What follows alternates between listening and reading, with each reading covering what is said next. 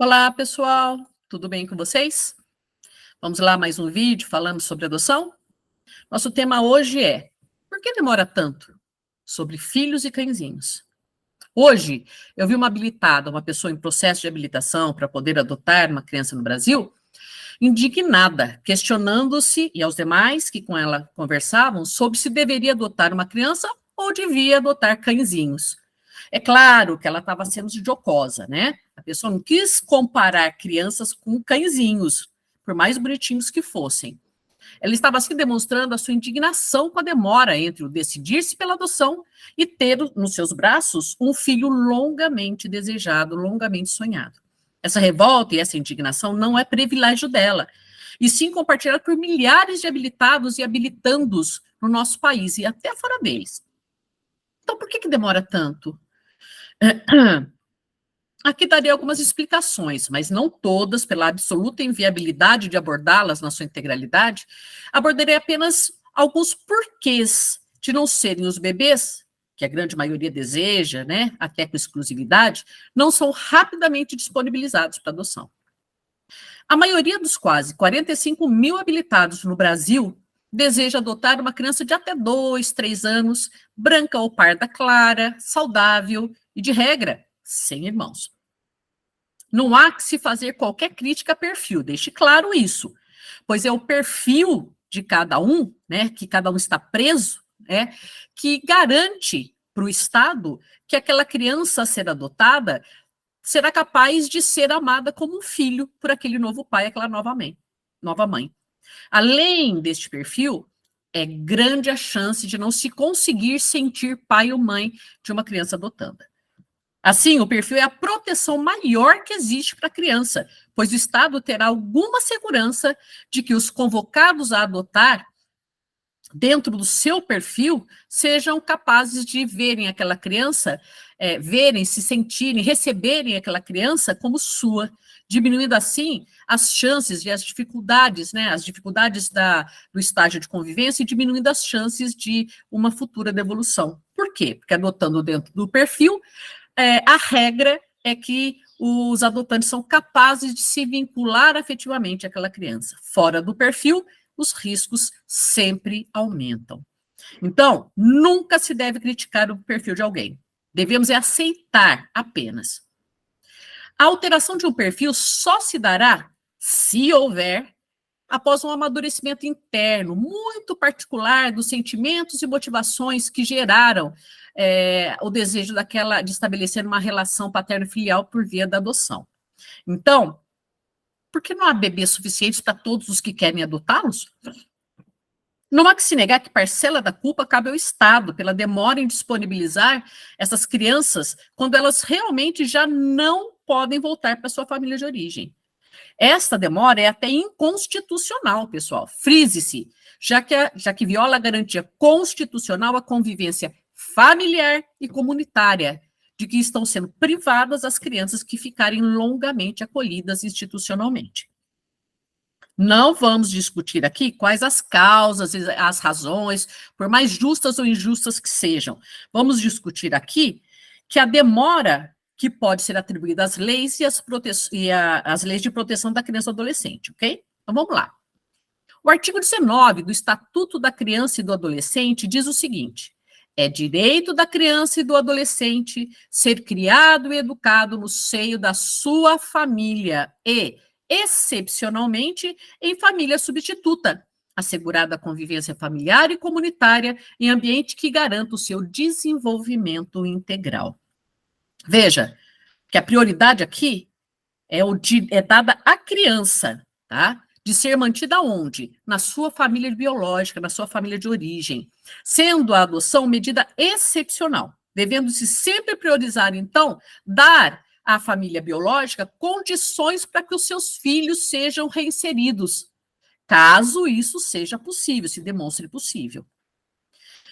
Então, direito da criança o de ser mantida na sua família de origem, sendo a sua colocação em família adotiva medida excepcional, cabível apenas e tão somente depois de encerradas as tentativas de recuperação da família biológica. Mas, como o interesse da criança é prioritário, e deve ser tutelado com exclusividade em relação a qualquer outro direito, a lei também impõe que as tentativas de recuperação da família de origem ocorram em um período pré-fixado. Assim, os parágrafos 1º e 2º do artigo 19 do Estatuto da Criança e do Adolescente impõem que a situação da criança acolhida seja reavaliada a cada período máximo de 3 meses, não devendo o acolhimento institucional ultrapassar o período de 1 ano e meio. Assim, uma criança poderá ficar, se houver indícios de que a família biológica a queira de volta e esteja se esforçando para se recuperar, até 18 meses acolhida.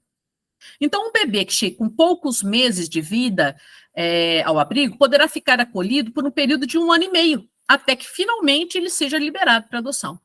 Isso se não houver retorno para a família outros retornos, né, para a família biológica, que resultem em novos acolhimentos institucionais que reabrem o prazo de 18 meses para cada acolhimento. São raros os casos de acolhimento institucional de bebês de até 1 ano, pois a regra não é de imediato que se constata a falta de condições da família biológica de criar seus filhos de forma responsável. Apenas algumas denúncias, tentativas de intervenção direta na família, é que se vai realmente avaliar se aquela família não tem mesmo chance de ficar com a criança, e aí se recomenda o acolhimento institucional. Então, veja, antes da criança ir parar no abrigo, vão existir intervenções do Estado, do município, tentando propiciar àquela família biológica condições para que os seus filhos não precisem ser retirados dela. Só depois que se constata que essas intervenções estão sendo ineficazes, é que a criança poderá ir para o acolhimento institucional.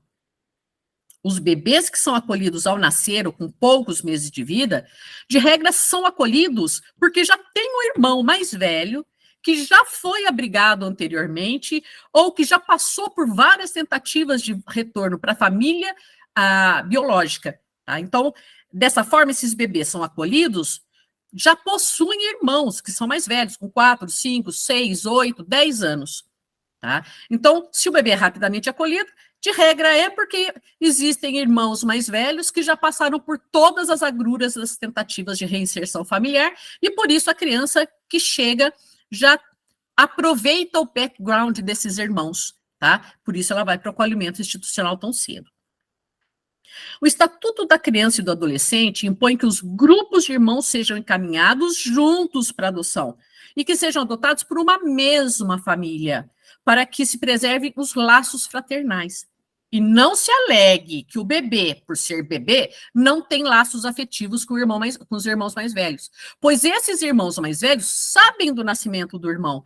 E essa criança também, ao crescer, saberá que tem irmãos dos quais foi afastada, tá?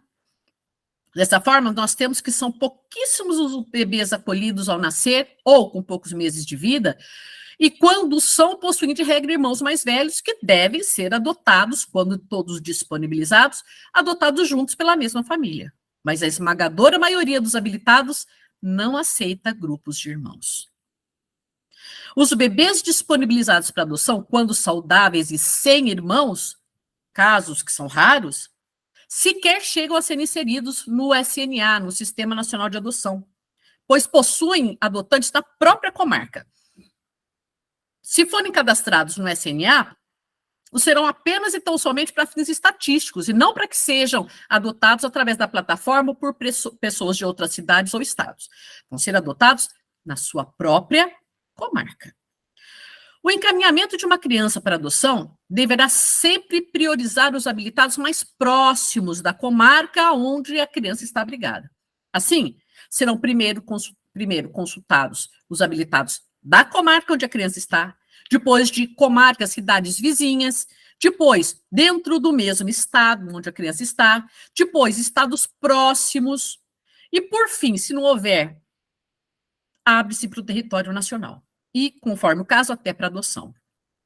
Temos aqui, então, uma parcela da explicação do porquê os bebês serem difíceis de serem adotados e da espera por eles ser tão longa. Não há como ser diferente, pessoal, pois o interesse da criança será sempre prioritário, exclusivo em relação a qualquer outro interesse, qualquer outro direito, inclusive de vocês habilitados para o perfil restrito de bebê. Então, pessoal, era isso que a gente tinha para conversar hoje e a gente se vê no próximo vídeo. Tchau, tchau, pessoal!